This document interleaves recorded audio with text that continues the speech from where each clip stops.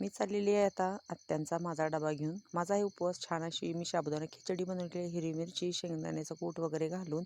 मला जायचं आहे आता डबा घेऊन, लवकरच उशीर होतोय. घेवडा बघा तिकडे तुम्हाला दाखवते. आत्तापर्यंत केवढा तोडला आहे. एवढा घेवडा तोडलेल्या बायका आहेत, आत्या असं मिळून घेवडा तोडलेला आहे. घेवडा असा खूप छान असा कोवळा घेवडा आहे. खूप बरेच दिवसांनी आम्ही घेवडा तोडला आहे. पावसाळ्यानंतर पहिल्यांदा हा घेवडा तोडलेला आहे, त्यामुळे खूप छान असा घेवडा आहे. मी आले आता घेवड्यात. हे बघा बायका तोडतायत. इकडे एक जण फुलं बघा किती छान अशी पांढरी शुभ्र आहेत आणि लगेच अशा बादल्या भरतायत. हे बघा फुलं दाखवते आणि खूप सारा असा माल लागलेला आहे. फुलं पण खूप लागलीत घेवड्याला. गवत जरा जास्त झाले आमच्या घेवड्यामध्ये. हे बघा फुलं खूप छान असा घेवडा फुलांनी एकदम असा भरून गेलेला आहे.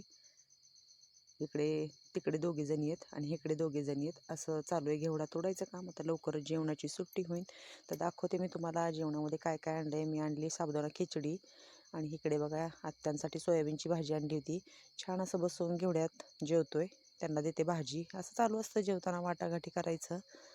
ह्यांना पण देते भाजी, ह्या दोघींना इकडे असं देते. हे आजी आणि हे आजी दोघीजणी मिळून जेवत आहेत. सावलीला बसलो आहे त्याच्यामुळे असं लाईनमध्ये बसलो आहे. सावली पडली आहे घेवड्याची. ह्या आजीने पण काहीतरी उसळ बनवून आणलेली आहे. हे बघा त्यांनी त्यांची भाजी दिली. असं जेवताना छान असं रानात मस्त वाटतं जेवायला.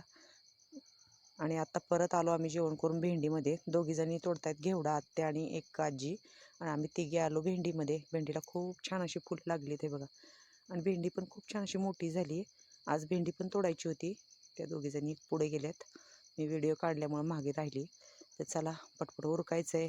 तर व्हिडिओ कसा वाटला आणि कसं वाटलं आमच्या रानामधला भाजीपाला ते पण मला नक्की सांगत जा. तर दाखवेल मी तुम्हाला घरी गेल्यानंतर.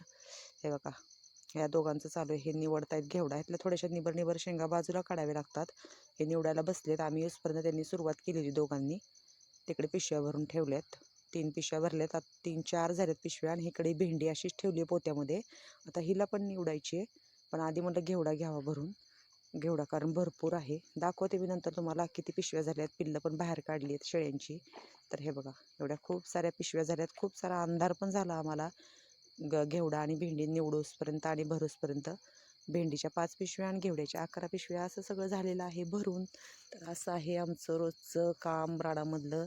हे बघा पिशव्या पॅक करून ठेवलेल्या आहेत. तिकडे चालू आहे आत्यांचा चुलीवर चहा.